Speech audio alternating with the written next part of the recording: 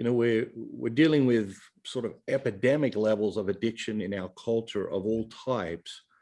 What would you say to someone who is struggling with an addiction? I think that it all depends on where they're at.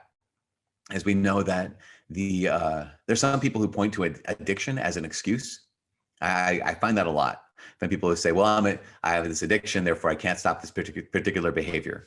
And for them, I would have a different word than those who are in denial. Like if for someone who's like, "I have this addiction, so I don't." Um, it's kind of like any other disease. Think of another kind of mental illness, like say depression or something like this. I can't not be depressed.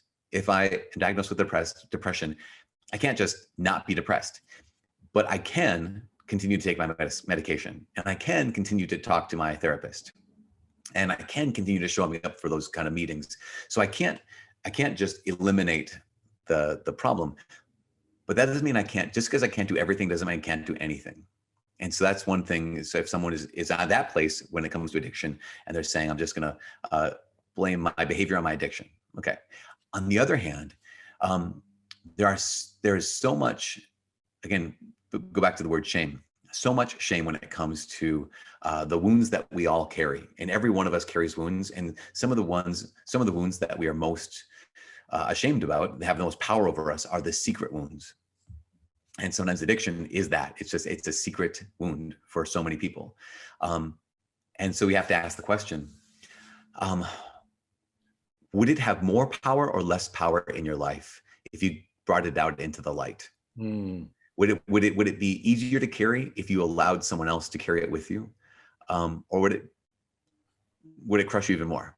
And I have found so often that people keep themselves back. They hold themselves back from real freedom because they don't want to reach out for help.